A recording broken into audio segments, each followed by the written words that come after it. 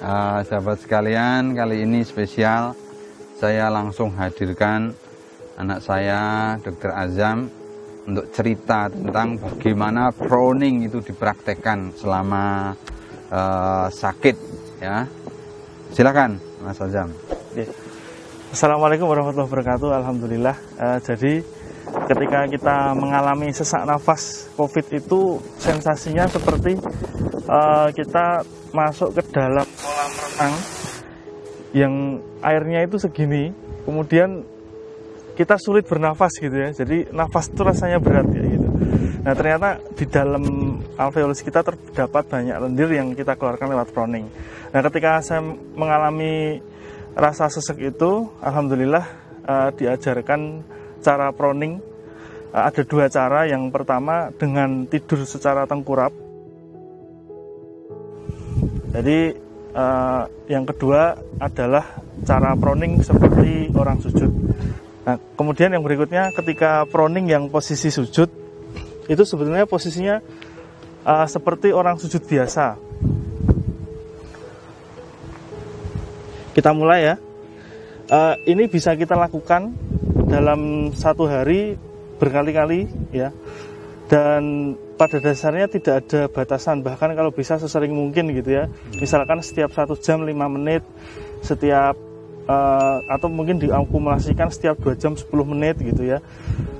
Nah kalau yang bisa kita lakukan ketika kita sholat itu, ketika kita sujud, kita bisa ketika gerakan sujud biasa begini, kita bisa tahan agak lama di bawah sambil kita tarik nafas, lepaskan, tarik nafas, lepaskan sambil membaca doa sujud. Ya.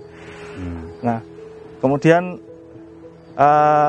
untuk exercise proning itu sendiri gerakannya mirip seperti sujud. Tangan bisa ditaruh di depan begini, kemudian kepala seperti ini, kemudian kita tarik nafas, kemudian kita sengaja batukkan. Nanti kita akan batuk hebat sampai keluar dahak.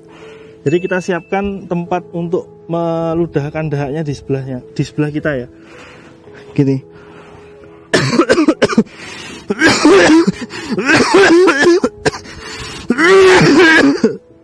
Masya Allah. Kemudian kita ludahkan. Jangan lupa tetap pakai masker ya ketika proning ya. Kemudian lagi kita lakukan seperti ini terus.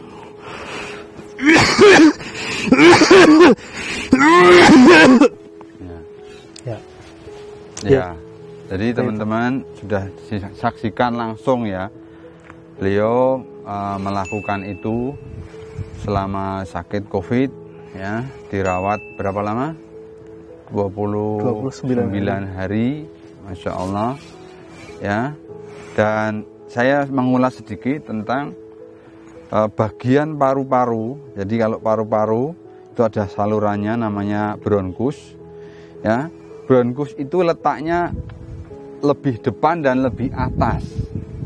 Coba, lebih depan dan lebih atas. Sehingga posisi proning yang pertama itu bagian dari belakang paru-paru itu akan mengalir ke bronkus.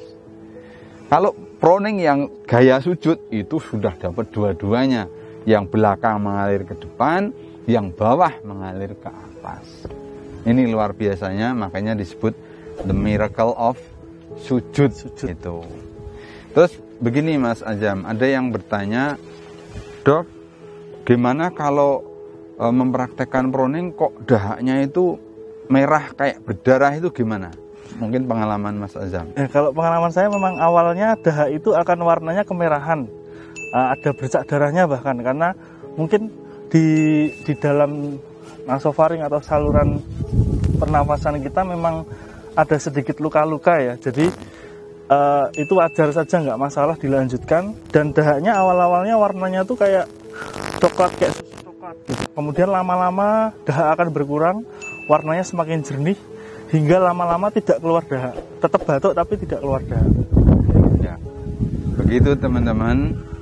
Bahkan ini nanti saya cerita di episode berikutnya di Italia itu para dokter melakukan otopsi terhadap korban COVID. Dan itu memang menemukan fakta bahwa yang terjadi itu bukan gelembung parunya yang kolaps seperti yang diduga sebelumnya.